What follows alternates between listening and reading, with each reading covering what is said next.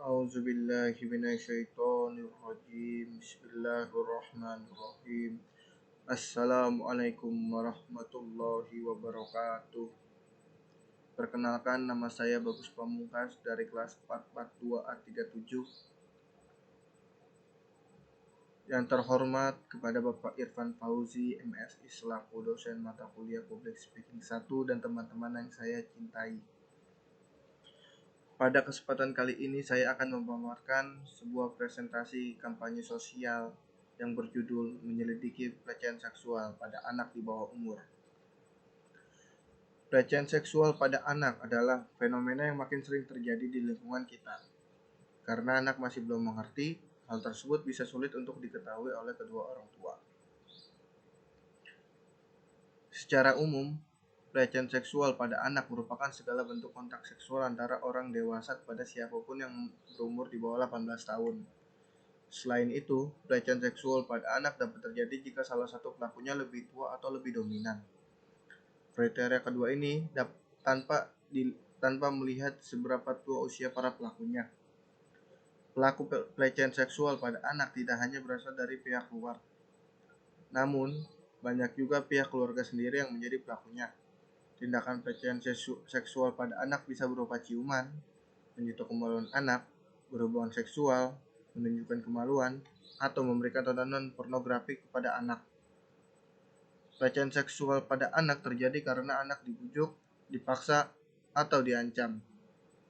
Faktanya, banyak anak yang tidak menyadari atau memahami tindakan yang dilakukan atau diminta kepada dirinya. Terlebih lagi, saat ini pelecehan seksual tidak semata-mata berbentuk kontak fisik. Pelecehan seksual pada anak ini juga terjadi secara daring atau online, baik berupa video ataupun foto yang tidak senonoh. Ya, pada kali ini saya akan menyampaikan beberapa tanda dan efek akibat pelecehan seksual. Yang pertama, perhatikan perubahan perilaku pada anak. Ya, sebagaimana tahu, anak yang mengalami pelecehan seksual, maka perilakunya akan berubah. Anak-anak yang mengalami pelecehan seksual biasanya akan menarik diri, menjadi lebih agresif, lebih manja, sering mengompol, hingga susah tidur. Anak korban pelecehan seksual juga mungkin akan takut untuk pulang ke rumah. Kedua, mengalami masalah fisik. Kejadian tidak pantas ini juga bisa menimbulkan masalah kesehatan pada diri anak. Jika anak merasa nyeri pada kemaluan atau dubur mereka, atau terdapat luka dan cedera yang terlihat tak wajar, maka orang tua harus waspada. Bisa jadi hal tersebut menandakan anak mengalami penyakitan menular seksual atau luka karena kekerasan seksual. Selain itu, bisa juga ditemukan anak mengalami kesulitan berjalan atau duduk. Bagi anak perempuan yang sudah menstruasi, pelecehan seksual juga beresiko menyebabkan kehamilan yang tidak diinginkan. Yang ketiga, anak terlihat menghindari seseorang. Biasanya anak yang mengalami pelecehan seksual tidak ingin kejadian tersebut terulang lagi. Maka wajar saja jika anak kemudian tersebut menjadi takut untuk bersosialisasi dengan orang lain dan lebih suka menyendiri. Anak juga mungkin akan menjadi takut atau merasa tidak nyaman untuk dibiarkan berduaan dengan orang lain, terutama pada pelaku pelecehan seksual. Yang keempat, anak mengalami kesulitan belajar di sekolah. Pelecehan seksual pada anak juga mengganggu pendidikan mereka. Anak yang mengalami hal ini biasanya mengalami penurunan prestasi karena mereka kesulitan untuk belajar dan berkonsentrasi.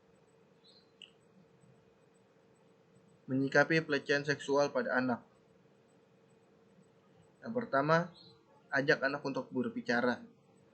Bila melihat anak dalam kondisi tertekan, ajak anak untuk berbicara. Biasanya anak akan bercerita untuk melihat reaksi orang tua terhadap kejadian yang mereka alami. Ketika anak sudah mulai bercerita, usahakan untuk tetap tenang dan dengarkan dengan cermat.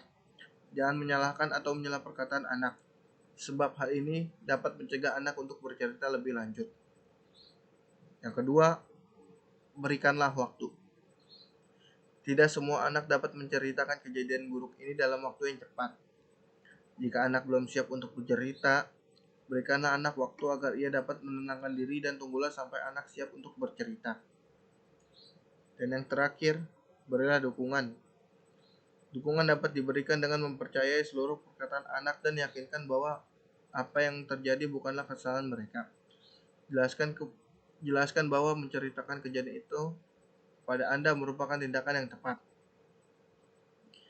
Pelecehan seksual pada anak adalah tindakan yang melanggar hukum. Pada tahun 2021, pemerintah Indonesia telah memberlakukan aturan hukum berupa kebiri kimiawi pada pelaku kekerasan seksual terhadap anak. Jika mencurigai anak menjadi korban pelecehan seksual, Anda bisa meminta bantuan dokter atau konselor untuk menelusuri lebih lanjut terhadap kondisi anak. Jika anak terindikasi kuat mengalami pelecehan seksual, Anda perlu melaporkan kejadian tersebut kepada pihak yang terkait, seperti kepolisian atau Komisi Perlindungan Anak Indonesia atau KPAI, untuk mendapatkan penanganan secara hukum. Demikian yang bisa saya sampaikan pada presentasi kali ini. Kurang lebihnya mohon dimaafkan. Wassalamualaikum warahmatullahi wabarakatuh.